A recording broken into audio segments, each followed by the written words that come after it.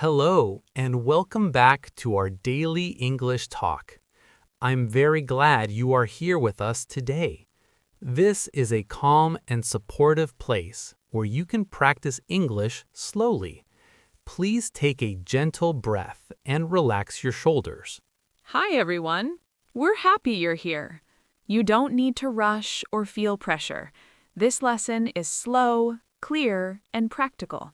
Just listen and stay comfortable. If you are new here, please remember to like this lesson and subscribe to our channel. Your support helps us continue making useful English for real life. Thank you very much. Yes, thank you for being here. This space is for learning without fear. You do not need perfect English. You only need calm attention. Emma, how are you feeling right now? I feel calm, but today's topic feels serious. Talking about first aid is important. I feel the same way. First aid situations can feel stressful. Practicing the language calmly helps us feel more prepared. Today's topic is first aid English. This is very practical English. We use it in emergencies, accidents, or sudden health problems. Yes, first aid English can help save time and reduce panic. Even simple words can make a big difference. Many English learners feel nervous about emergency situations. They worry they will forget words. That fear is very normal. I understand that fear. Emergencies make the heart beat fast. The mind can feel empty. Simple language helps. The good news is this: first aid English does not need long sentences. Short, clear sentences are best. Yes, in emergencies, simple English is actually better. Clear meaning is more important than grammar. Let's imagine a situation together. We are in a public place, maybe a park or a street. Suddenly, someone gets hurt. I imagine people around looking worried. Someone is sitting on the ground. They look uncomfortable. In moments like these, staying calm is very important. Calm voices help everyone feel safer. Calm voices also help communication. People understand better when voices are steady. The first thing we often do is ask if the person is okay. This is a very simple and important sentence. Yes, we can say, "Are you okay?" This sentence is short, clear, and kind. We can also say, "Can you hear me?" This helps us know if the person is conscious. These questions are very useful. They do not require difficult words. Sometimes the injured person can answer, sometimes they cannot. Either way, these questions are important. Asking questions helps us understand the situation better. Understanding reduces panic. Another important sentence is stay calm. This helps the injured person relax. Yes, saying "stay calm" in a gentle voice can reduce fear and pain. We can also say help is coming. This gives reassurance. Reassurance is very powerful in emergencies. It helps the person feel less alone. In first aid situations, we often need to ask about pain. Pain is important information. We can ask, "Does it hurt?" This question is simple and clear. Or we can ask, where does it hurt? This helps find the injury. Pointing can help too. Body language is very useful in emergencies. If the person is bleeding, we may need to say it clearly. We can say, you are bleeding. Or we can say, "There is blood." These sentences are short and clear. Short sentences help everyone understand quickly. Speed and clarity matter in first aid. We can also say, "Please sit down," or "Please lie down." These instructions help prevent more injury. Polite words like please still matter. They keep the situation calm and respectful. Calm instructions sound safer. People listen better when they feel respected. Sometimes we need to call for help. calling emergency services is very important. We can say, call an ambulance. This sentence is very clear and direct. Or we can say, we need an ambulance. This tells others the situation is serious. Clear words help people react quickly. There is no time for confusion. If we are the one calling, we may need to describe the situation briefly. We can say, someone is hurt, or someone is bleeding. Simple descriptions work. We do not need to explain everything. Emergency operators will ask questions. Yes, answering questions calmly is enough. They guide the conversation. Another useful sentence is, please help us. This sentence is simple but powerful. Asking for help is never wrong. It is the right thing to do in emergencies. Let's remember something important. First aid English is about helping, not sounding perfect. Helping comes first. Language is just a tool to support that. Even one or two simple sentences can make a big difference. Simple English can save time. Time is very important in first aid situations. I want learners listening now to feel less afraid. You do not need advanced English to help someone. You already know enough words to help. Calm use of simple English is enough. We will practice more examples in the next part. We will hear how people talk during first aid situations. Yes, we will continue together. Please stay relaxed and keep listening. You are doing very well already. Now let's move into a more detailed first aid situation together. Please stay relaxed. You do not need to imagine danger strongly. This is gentle practice to prepare your mind. Yes, preparation helps reduce panic. When we practice calmly, our brain learns what to do. That makes real situations easier to handle. Let's imagine we are walking in a park. The weather is nice, people are enjoying their day. Suddenly, someone nearby falls down. I imagine hearing a small sound and seeing someone sitting on the ground. People stop and look. The mood changes quickly. In this moment, the first thing is to stay calm. Panic spreads quickly.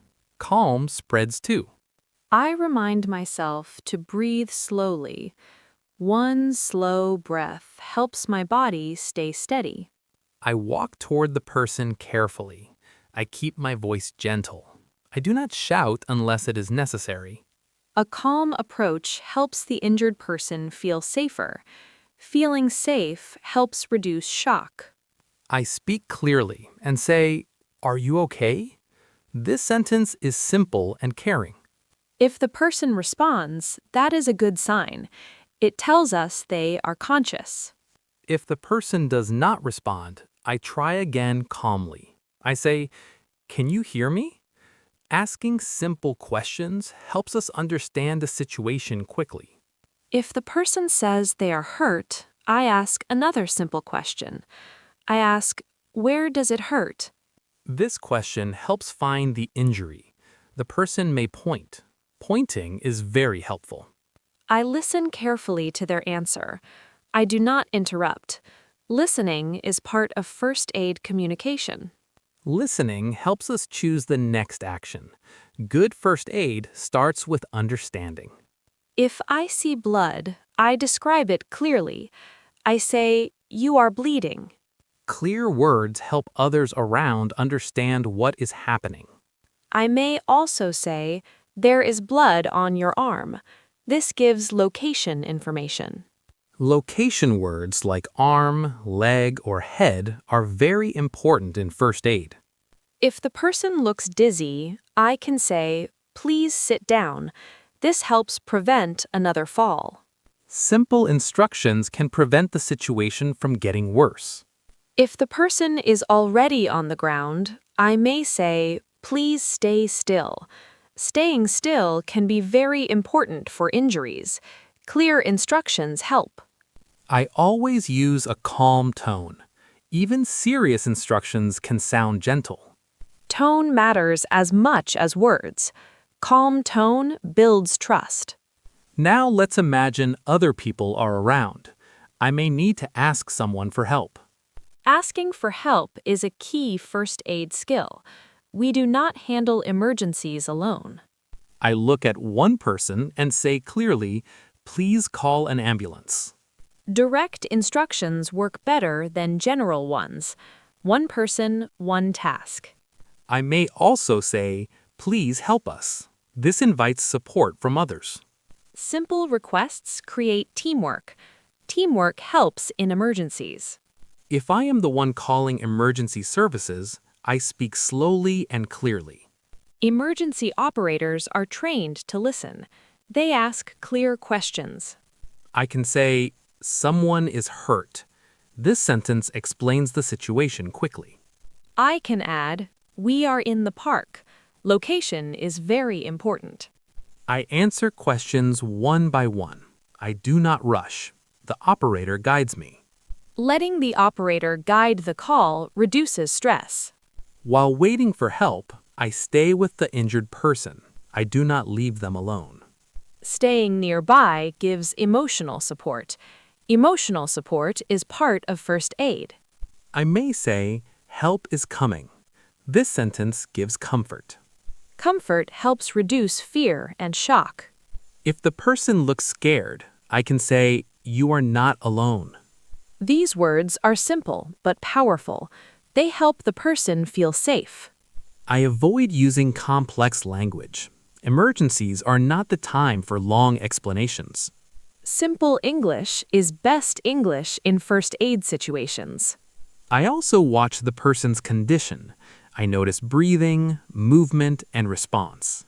Observation helps us give accurate information to emergency services. If the person says they feel better, I still stay alert. I do not assume the danger is over. Staying calm but careful is important. I think about learners listening now. First aid situations can feel scary in any language. But knowing a few key sentences makes a big difference. You do not need medical training to communicate care and concern. Kind words and calm actions already help a lot. Practicing these sentences helps your brain remember them under stress. Practice builds confidence quietly, step by step. I feel calmer after imagining this situation. Preparation helps reduce fear. I feel calmer too. Knowing what to say gives me confidence. In the next part, we will practice more specific first aid phrases for different situations. Yes, we will continue together. Please stay relaxed and keep listening. You are doing very well. Now let's practice more specific first aid situations together. Please remember this is calm listening practice. You do not need to feel stress. We are training the mind gently. Yes, gentle practice helps our brain stay calm during real emergencies. When we practice slowly, words come more easily later. Let's imagine another situation. This time, someone cuts their hand while cooking. There is blood, but the person is awake and talking. I imagine the person holding their hand. They look worried. They are surprised by the pain. The first thing I do is stay calm. I look at the injury carefully. I speak in a steady voice. Calm voices help the injured person stay calm too. Panic makes pain feel worse. I say, it's okay. Stay calm. These words help slow the moment. Reassuring words are very important. They help the person breathe more slowly. I look at the hand and say, you are bleeding. This sentence is clear and direct. Clear information helps others understand what is happening quickly. I then say, please press here. I gently show where to press. Simple instructions help stop bleeding. Short sentences work best. I may also say, use a clean cloth. These words are easy to understand. Simple objects like cloths or towels are common in first aid. Clear words help people act fast. While helping, I keep talking calmly. I say, "You are doing well." Encouraging words help reduce fear. Fear can make the body shake. If the bleeding slows, I say, "Good. Keep pressing." Short guidance helps. Step-by-step instructions make first aid easier. Now let's imagine a different situation. Someone feels dizzy and weak. I imagine someone standing and suddenly looking pale. They hold their head. I approach calmly and say, "Please sit down." Sitting down helps prevent falling. This instruction is very important. I then ask, "Are you feeling dizzy?" Simple yes or no questions are helpful. They are easy to answer. If the person says yes, I say, "Please take a slow breath." Slow breathing helps the body recover. Calm instructions support the body. I may also say, "Do not stand up yet." Clear warnings help prevent further injury. If the person feels faint, I say, "Help is coming." Reassurance helps reduce panic and shock. Now let's imagine a burn. Someone touches something hot. I imagine the person pulling their hand away quickly. They look uncomfortable. I say, "Put it under cold water." This sentence is simple and clear. Cold water helps burns. Clear instructions matter here. I also say, "Do not touch it." This prevents further damage. Simple warnings protect the injured person. I continue speaking calmly. I say, "It will be okay." Calm reassurance reduces stress and pain. Now let's imagine another situation. Someone trips and hurts their ankle. I imagine the person sitting on the ground holding their ankle. I ask, "Can you move your foot?" This question helps understand the injury. If they say it hurts, I say, "Please do not walk." Clear instructions prevent more injury. I may also say, "Let's call for help." Asking for help early is always a good decision. In all these situations, notice something important. The language is very simple. Yes, first aid English uses short sentences and common words. We do not use long explanations. We focus on action and care. Action words like sit, press, stay, and breathe are very useful. Tone is also important. Calm tone helps the injured person trust you. Trust helps people follow instructions more easily. Now let's think about helping someone who is scared but not injured. Fear can feel like an emergency too. We can say, "You are safe now." Safety words help calm the nervous system. We can also say, "I am here with you." Presence is very comforting in stressful moments. We do not need perfect English to show care. Care is shown through tone and attention. Simple, caring words are often enough. I want learners to notice how often we repeat simple phrases. Repetition helps memory. Memory helps action. Practicing these phrases makes them automatic under stress. Automatic language is very helpful in emergencies. If you forget words, it is okay. Even one helpful sentence matters. Helping is more important than perfect language. I feel calmer after practicing these examples. I feel calmer too. Practice reduces fear. In the final part, we will reflect on everything we learned and talk about how to practice first aid English gently. Yes, we will finish this lesson together. Please stay relaxed and keep listening. You are doing very well. Now we are coming to the final part of our first aid lesson together. I want you to feel calm and steady. There is nothing new to memorize here. This part is about confidence and reflection. Yes, this is a gentle ending. You have already listened carefully and patiently.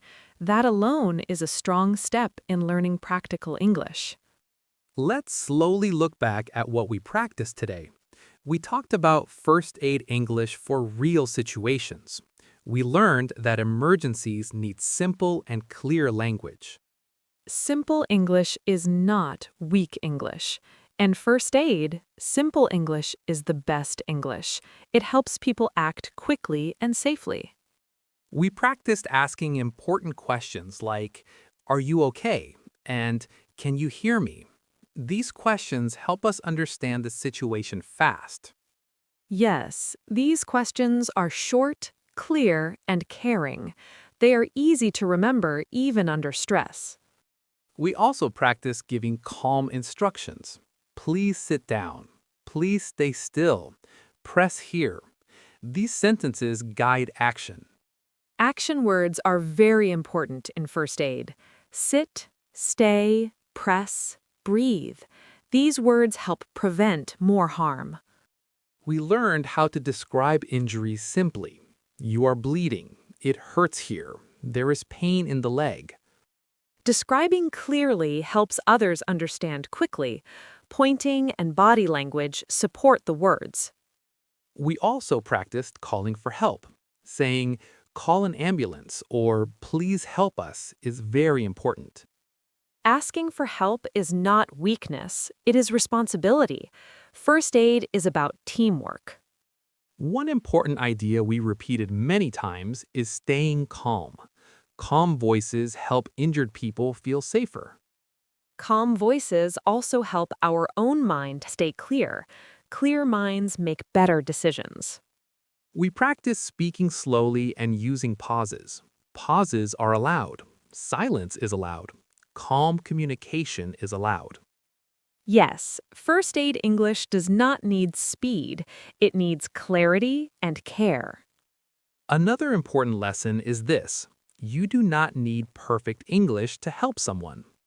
You only need care, attention, and a few simple words. That is enough to make a real difference. Even one sentence can help. "Help is coming." "You are not alone." These sentences bring comfort. Comfort is part of first aid. Emotional support matters as much as physical help. Let's talk about how to practice first aid English gently. You do not need to wait for an emergency. You can practice at home. You can say simple sentences out loud. Repetition builds calm memory. You can imagine situations calmly. Someone falls. Someone feels dizzy. You imagine what you would say. Imagining calmly trains the brain without fear. It prepares you gently.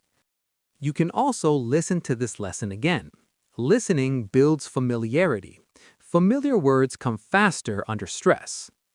Listening many times is not a failure, it is smart learning. Remember that even native speakers feel nervous in emergencies. Feeling nervous does not mean you cannot help. Courage often comes after action, not before.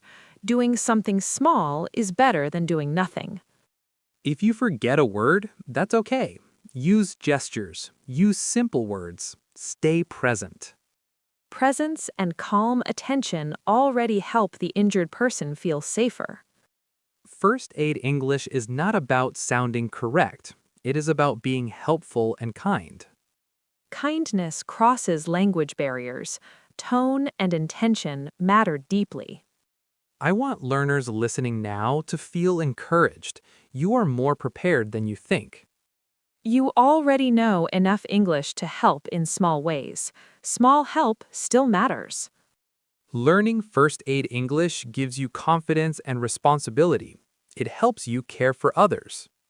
Caring for others is a powerful reason to learn a language. I feel grateful that we practiced this topic together. It is serious, but learning it calmly makes it less scary. I feel grateful too. Calm learning stays with us longer than rushed learning. If you ever face a first aid situation, remember this lesson. Breathe. Speak slowly. Use simple words.